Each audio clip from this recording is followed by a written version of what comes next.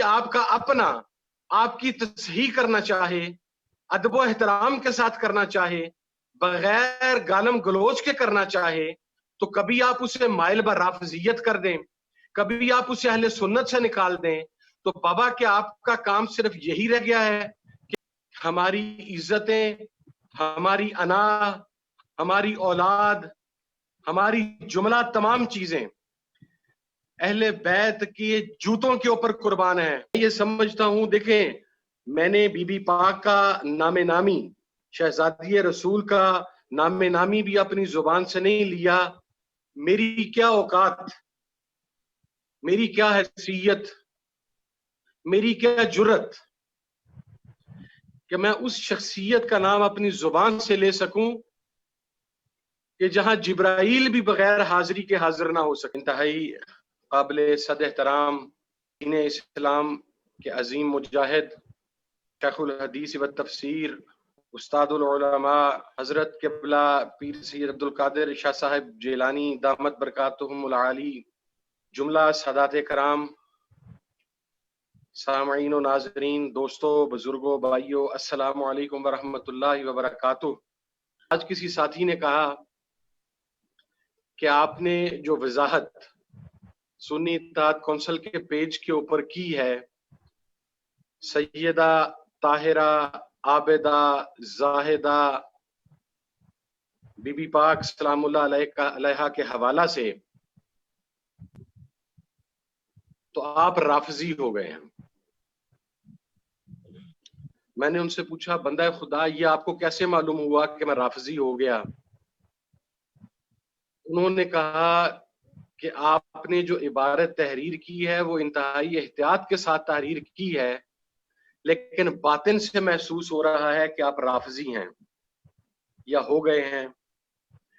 تو میں نے ان سے پوچھا کہ یہ باطن کا حال تمہیں کب سے معلوم ہونا شروع ہوا؟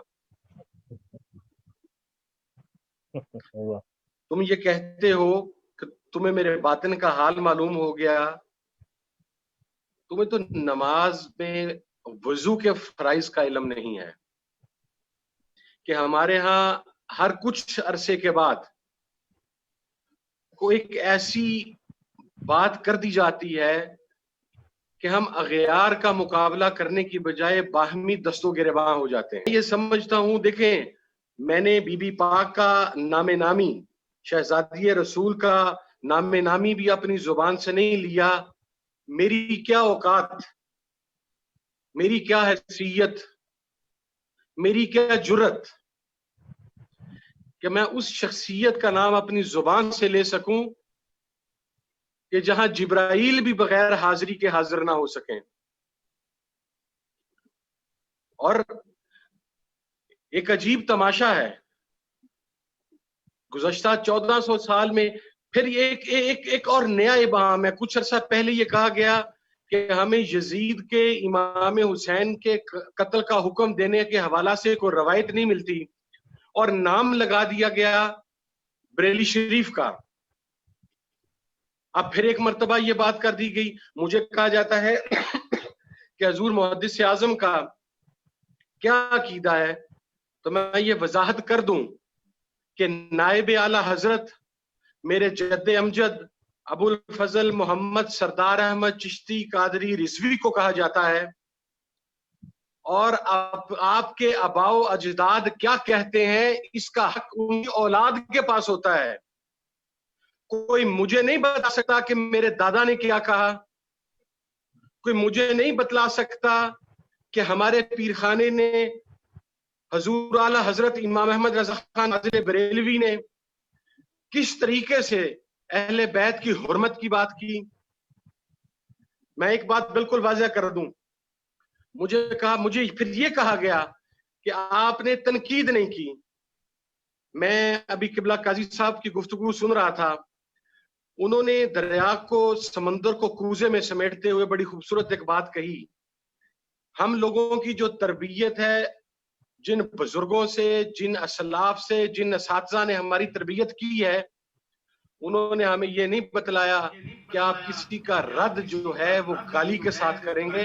ہمارے بزرگوں نے ہمیں یہ سمجھایا ہے کہ آپ دلیل کے ساتھ کسی کا رد کرتے ہیں. ہم دلیل کے ساتھ بات کرتے ہیں. میں نے پیغام بھی بھیجا, میرے ساتھی گئے بھی ڈاکٹر اشرف حاصل جلانی صاحب کے پاس.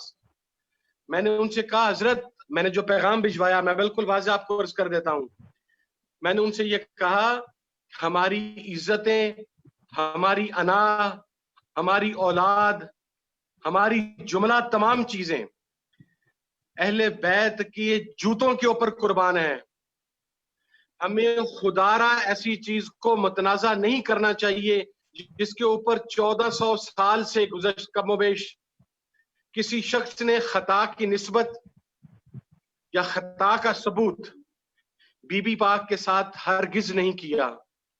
میں ہمارے پیر و مرشد اعلی حضرت مجدد دین و ملت الشاہ امام احمد رضا خان فاضل بریلوی اور اپنے جد امجد محدث اعظم پاکستان ابو الفضل مولانا محمد سردار احمد چشتی قادری رضوی اور اپنے والد محترم قائد اہل سنت صاحبزادہ حاجی محمد فضل کریم کا خون ہونے کے ناطے میں آپ کو ایک بات کی وضاحت کرنا چاہتا ہوں کہ ہماری کوئی اوقات نہیں.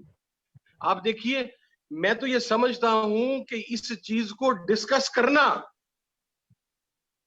اس چیز کو بحث کے اندر لانا, فدق کے معاملے کے اندر بی بی پاک کے ساتھ ایسی کو بات کرنا, اس سے زیادہ جہالت کی کوئی بات نہیں ہو سکتی. آپ دیکھیے ودن سیکٹ تو ہمارے, اور میں قبلہ پیر صاحب کی خصوصی توجہ بھی چاہتا ہوں, جو بزرگ یہاں پر موجود ہیں ان کی خصوصی توجہ بھی چاہتا ہوں. میں نے سیاست بھی کرنی ہوتی ہے, ہمارے مقصد سیاسی معاملات ہمارے سامنے ہیں. آپ دیکھیے کہ ہمارے تو پہلے انٹرنل کرائسس ختم نہیں ہو رہے تھے کہ اب بد مذہبوں نے ہمیں یہ تانا دینا شروع کر دیا ہے کہ یہ اہل سنت کا مذہب ہے, یہ اہل سنت کا عقیدہ ہے, یہ اہل سنت کا ایمان ہے. اور دو طرفوں سے بد مذہبوں نے ہم پر اٹیک کرنا شروع کر دیا ہے کہ یہ ہے اہل سنت. میں یہ وضاحت کرنا چاہتا ہوں کہ کوئی بھی ہمارے مسلک کے اندر تو سب سے پہلا لیسن ہی تعظیم کا ہے. ہم اصحاب رسول اور اہل بیت اطہار کو محفوظ عن الخطا سمجھتے ہیں. ان کی محبت اور تعظیم ہمارے ایمان کا لازمی جزو ہے. ہمارا ایمان مکمل نہیں ہوتا اس کے بغیر. کجا یہ کہ آپ ان چیزوں کو ڈسکس کریں. اور پھر میں بعض اوقات پھر ساتھی کہہ دیتے ہیں کہ یہ بات جذبات میں کر گیا یا ایسے کر گیا.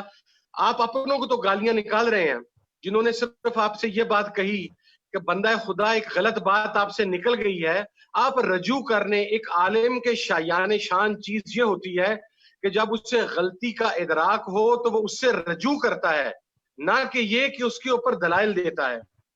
میرا سوال یہ ہے کہ آپ کو یہ تو یاد آ گیا کہ آپ بی بی پاک کی نسبت کی گئی, کبھی یزید کے حوالے سے کوئی بات کہی گئی, کبھی شہزادگان بی بی پاک کے حوالے سے کوئی بات کہی گئی.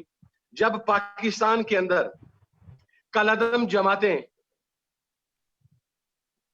اصحاب رسول کے حوالے سے گستاخی کرتی ہیں, اہل بیت کے حوالے سے گستاخی کرتی ہیں, اس وقت آپ کو یہ جسارت نہیں ہوتی, اس وقت آپ کو یہ ہمت نہیں ہوتی کہ آپ ان بد مذہبوں کو للکاریں کہ انہوں نے صحابہ اکرام رضوان اللہ تعالی علیہ مجمعین کی شان میں گستاخی کی, انہوں نے مولا کائنات سیدنا علی المرتضیٰ کی شان میں گستاخی کی, انہوں نے امہات المؤمنین کی شان میں گستاخی کی, انہوں نے اہل بیت اطہار کی شان میں گستاخی کی. لیکن جب کوئی آپ کا اپنا آپ کی تصحیح کرنا چاہے, ادب و احترام کے ساتھ کرنا چاہے, بغیر گالم گلوچ کے کرنا چاہے, تو کبھی آپ اسے مائل برافضیت کر دیں, کبھی آپ اسے اہل سنت سے نکال دیں. تو بابا کیا آپ کا کام صرف یہی رہ گیا ہے کہ آپ اپنے بزرگوں کو گالیاں دیں, آپ اپنے بڑوں کو گالیاں دیں؟ اور میں ان تمام ساتھیوں سے جو سوشل میڈیا پر بیٹھ کر, میں نے زیادہ اتفاق تو نہیں ہو پا رہا میرے سے, لیکن گزشتہ 3 ماہ سے بالکل گھر پہ ہوں, کمرے میں بند ہوں, لیکن میں نے کچھ چینلز کے اوپر دیکھا, جو سوشل میڈیا چینلز ہیں, ان کے اوپر دیکھا کہ ایسی غلیظ زبان استعمال کی جا رہی ہے.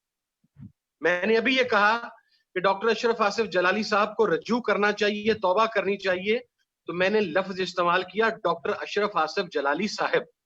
میں نے ان کو گالی نہیں دی. دیکھیں, اور میرا دوسرا, میں اپنے بزرگوں سے ملتمس ہوں, خصوصاً قبلہ پیر صاحب سے, کہ کوئی ایسی ایک کمیٹی بنائی جائے جو اہل سنت کے TORs طے کرے, پراپر SOPs طے کیے جائیں کہ کون اشخاص اس حوالہ سے گفتگو کر سکتے ہیں, کون نہیں کر سکتے. ہمارے بعض لوگ ایسے ہیں جن کو فتویٰ آ جاتا ہے اور اس کی کیفیت اتنی زیادہ ہوتی ہے کہ وہ فتویٰ ان پہ حاوی ہو جاتا ہے, یا ان کو مسئلہ پیش آ جاتا ہے, کیفیت اتنی زیادہ ہو جاتی ہے کہ وہ اسے بیان کیے بغیر رک نہیں سکتے.